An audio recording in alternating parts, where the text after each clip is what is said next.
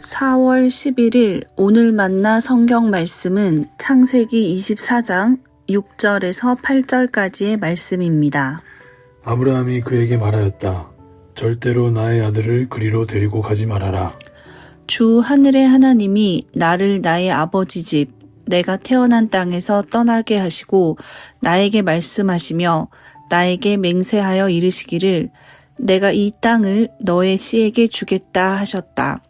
그러니 주님께서 천사를 너희 앞에 보내셔서 거기에서 내 아들의 아내 될 사람을 데려올 수 있도록 도와주실 것이다. 그 여인이 너를 따라오려고 하지 않으면 너는 나에게 한 이 맹세에서 풀려난다. 다만 나의 아들을 그리로 데리고 가지만은 말아라. 아멘. 오늘 만나로 만나주시는 하나님을 기대합니다. 오늘의 본문인 창세기 24장의 내용은 이삭의 아내를 찾는 이야기입니다. 평생의 동반자였던 아내 사라를 먼저 떠나보냈고 나이든 아버지 아브라함에게는 마지막으로 할 일이 남아 있었습니다. 바로 아들 이삭에게 좋은 신부감을 찾아주는 것입니다. 아브라함은 신뢰하는 종을 불러 하나님의 이름으로 맹세하게 했습니다. 이삭의 아내가 될 여인을 그들이 머물고 있는 가나안이 아니라 아브라함의 고향 하란에 가서 아브라함의 친척 중에서 찾기로 말이죠. 종에게 주어진 임무는 결코 가벼운 것이 아니었습니다. 지금도 물론 결혼은 중대한 사안이지만 아브라함에게 이 일은 단순한 결혼 이상의 의미를 가졌습니다. 비록 아브라함과 사라의 몸을 빌어 태어났지만 아브라함은 이삭이 하나님께서 선물로 주신 아이라고 확신했습니다. 아브라함은 하나님께서 이삭과 그 후손을 통해 이루실 놀라운 계획이 있음을 믿었습니다. 그렇기에 이삭의 아내는 그분의 뜻을 이어가기에 합당한 여인이어야 했던 것입니다. 마음 같아서는 아브라함 본인이 직접 며느리감을 찾아 나서고 싶었겠지만 그들이 머물고 있던 가나안에서 아브라함의 고향 하란까지는 낙타를 타고 한 달은 가야 하는 먼 거리였습니다. 긴 여행을 떠나기에 너무 연로했던 아브라함은 그가 신뢰하는 종에게 이 일을 맡기기로 합니다. 오랜 세월 아브라함을 곁에서 주인으로 모셔왔던 종은 이 사안의 중대함을 이해하고 신중한 태도를 보입니다. 오랜 시간과 상당한 비용을 들여 무사히 하란까지 당도하더라도 과연 그 낯선 동네에서 주인 아드님께 걸맞은 짝을 찾을 수 있을까요? 운 좋게 찾는다고 한들 말 몇 마디만 듣고 정든 고향과 가족을 떠나 얼굴 한번 본 적 없는 사내와 혼인하려 할 여인이 있을까요? 종은 섣불리 맹세하기 전에 조심스레 주인에게 묻습니다. 만약 그 여인이 저를 따라오지 않겠다고 하면 어떻게 할까요?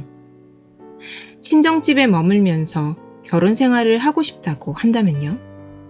그러면 제가 이삭 도련님을 모시고 주인님의 고향으로 가야 할까요? 그에 대한 아브라함의 대답은 단호합니다. 절대로 나의 아들을 그리로 데리고 가지 말아라. 아브라함이 어떻게 잊을 수 있을까요? 하나님이 그를 처음 불렀던 순간을요. 하나님은 아브라함에게 그가 살던 땅, 그가 태어난 고향, 익숙한 아버지의 집을 떠나라고 하셨습니다. 그리고 그가 가보지 못한 땅으로 인도하리라 약속하셨습니다. 그 음성에 따르겠다 했던 결단이 오늘의 아브라함을 만들었습니다. 하나님을 만나고 경험하고 알아가고 마침내 그분을 사랑하게 된 사람이 어찌 그분을 모르던 때로 돌아갈 수 있을까요? 한때는 하나님의 약속을 의심하고 어리석은 실수도 저질렀지만 오랜 세월을 거쳐 믿음의 열매인 이삭을 얻고 더 나아가 하나님 자체를 인생의 가장 큰 선물로 받아들인 아브라함은 깊고 단단한 믿음으로 이렇게 고백합니다. 주 하늘의 하나님이 나에게 맹세하여 이르시기를 내가 이 땅을 너의 씨에게 주겠다 하셨다.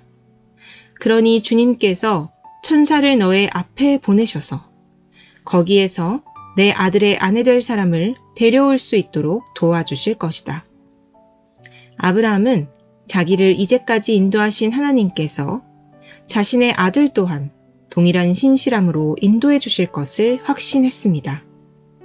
마찬가지로 이삭의 신부감을 찾는 여정에도 동행하시리라 의심치 않았습니다. 오늘 함께 살펴본 본문에서는 하나님이 직접적으로 등장하지 않습니다. 지금껏 아브라함의 인생에서 하나님은 낯선 방문객의 모습이나 선명한 음성과 같이 다양한 방식으로 직접적으로 자신을 드러내고 말씀하셨지만 이때만큼은 하나님께서 모습을 감추고 숨어 계십니다. 그럼에도 불구하고 우리는 오늘의 본문에서 하나님의 생생한 현존을 느낄 수 있습니다. 하나님의 신실하심과 인도하심에 대한 아브라함의 확신과 고백이 보이지 않는 하나님을 증거하고 있기 때문입니다. 때로 우리는 이런 질문을 던질 때가 있습니다. 하나님은 대체 어디에 계신 걸까?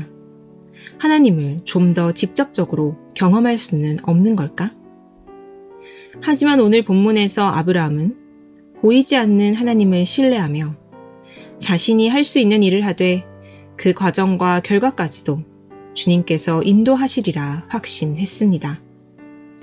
그래서 오늘은 이렇게 기도해보면 좋겠습니다. 주님, 나의 믿음을 통해 당신을 드러내소서.